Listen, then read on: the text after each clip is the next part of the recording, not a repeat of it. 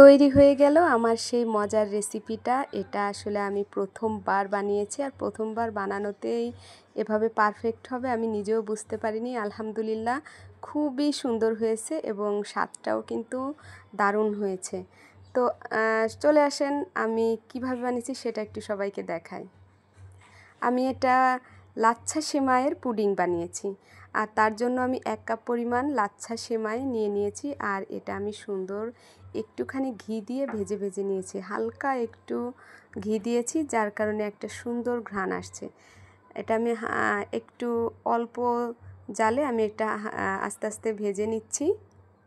এটা আমার ভাজা প্রায় কাছাকাছি শেষ। এরপর আমি 3টা ডিম নিলাম। আমার 1 কাপ সেমাইয়ে আমি 3টি ডিম নিয়েছি। আমার 3টা ডিম এবং সাথে আমি দুধও নিয়েছি। 2 কাপ পরিমাণের দুধ জাল দিয়ে আমি 1 কাপ করে নিয়েছি। ডিমটা আমার ফাটানো শেষ। এবার আমি এর ভিতরে চিনি দিয়ে দিব। আমি 1 কাপ পরিমাণ চিনি নিয়েছি, কিন্তু একটু রেখে দিয়েছি, মনে হচ্ছিল চিনিটা বেশি হয়ে যাচ্ছে। এরপর আমি ডিম আর চিনিটা সুন্দর মিশ্রণ করে নিয়েছি। এর ভিতর দিয়ে দিলাম দুধটাও সুন্দর মিশ্রণ করে আমি মিশ্রণটি এখানে রেখে দিলাম। এরপর আমি একটু ক্যারামেল তৈরি করছি। আমি 3 চা চামচ চিনি আর 2 চা চামচ পানি দিয়েছি এবং ক্যারামেলটা সুন্দর হয়েছেও। আর এটা হালকা লাল লাল হলেই নামিয়ে ফেলতে হবে, তা না হলে একটু খয়েরি কালার হয়ে গেলে কালো কালো মনে হতে পারে। এর মধ্যে এবং ক্যারামেলটা অবশ্যই ঠান্ডা করে নিতে হবে।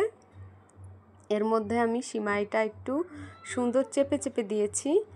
সেমাইটা সুন্দর করে দিয়ে এর উপরেই আমি যে দুধ, চিনি আর ডিম দিয়ে মিশ্রণটি তৈরি করেছিলাম সেটা আস্তে করে সুন্দর করে যত্নের সাথে ঢেলে দিলাম। আর যে কোনো কাজে আসলে যত্ন, ভালোবাসা, ভালো লাগা রাখতে হবে, তাহলেই কিন্তু যে কোনো কঠিন কাজও সহজে করা যায়, করতে ভাল লাগে এবং কাজে সফলতা আসে। হয়ে গেল। এরপর আমি এটা সুন্দর করে ঢেকে দিয়ে এখন আমি এটা একটু জাল করব।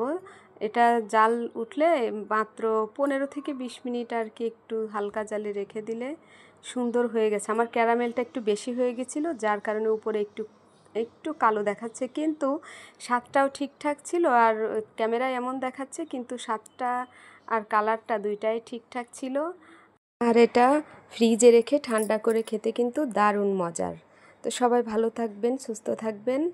সবাইকে অসংখ্য ধন্যবাদ। আসসালামু আলাইকুম।